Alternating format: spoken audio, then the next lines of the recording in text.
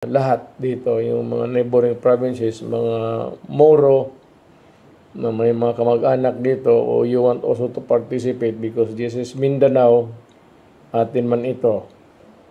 Pati yung mga NPA na wala naman. I hope that na-relocate na kayo lahat sa gobyerno ngayon. We continue to, we want to help you. Karamihan sa inyo nandiyan naman sa gobyerno. May mga posisyon na. Huwag na lang sana tayo mag-isip ng gulo. Let us help all. Kasali na ang itong mga kaligayahan na ito. But above all, trabaho to build, continue to build the nation for the next generation. Pataas ito ng pataas. Walang katapusan yan. But we make the things happen now so that yung mga anak natin, pagdating ng panahon, sila na yung tatay, nanay, at yung mga anak nila, hindi na masyado gagapang pa. At sila, yung mga walang trabaho, opportunities will be open so that we are having this kadayawan. The purpose really is to show off yan. Ito yung, this is Davao. Come and invest, magtrabaho kayo dito, whatever. We can make the city grow big. It is growing. The population is also growing. We make it a comfortable place for everybody.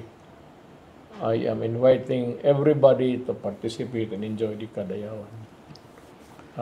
Lahat inimbita ko punta dito. Mabuhay kayo. Well, maraming salamat, Mayor. No? Siguro habang kayo nagtatanong kung paano kayo naging presidente, well, ang taong bayan naman po nakakuha ng sagot kung bakit mahal na mahal pa rin kayo ng taong bayan. Siguro dahil nga ayaw nyo mag-presidente to begin with. Hanggang ngayon? Totoo yan. Alam man taga Davao yan. Ito harap-harapan. Ito. Alam ninyo yan. Ilang beses ako nagsabi, ayaw ko yung bakit ako gago? Wala akong yan po siguro talaga ang diferensya. Alam mo ba? Dahil yung iba po, gustong maging presidente. Pero pag naroon na, hindi naman alam ang gagawin. No? Kayo, ayaw nyo mag-presidente. Nagkaroon ng COVID.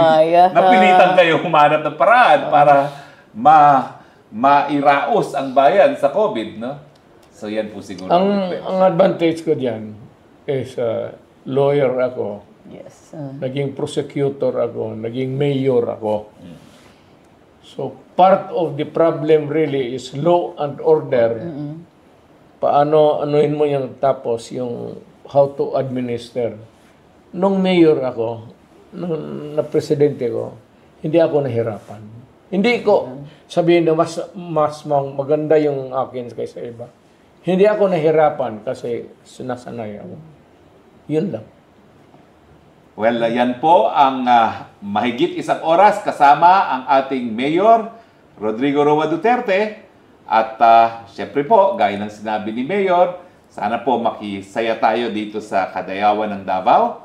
At syempre, kung hindi pa tayo nagfa-follow at nagla-like at nag-share kay CM Baste Duterte, Facebook page, YouTube channel, and TikTok. At saka sa FPRRD Supporters, Facebook page, YouTube, and TikTok, please like and follow. Pare, pwede ako magdagdag. Yes, sir. Programa nyo ito eh. 2 sentences lang. Noon sinabi ko mayor, nung fiscal ako, mayor ako. Tapos naging presidente ako.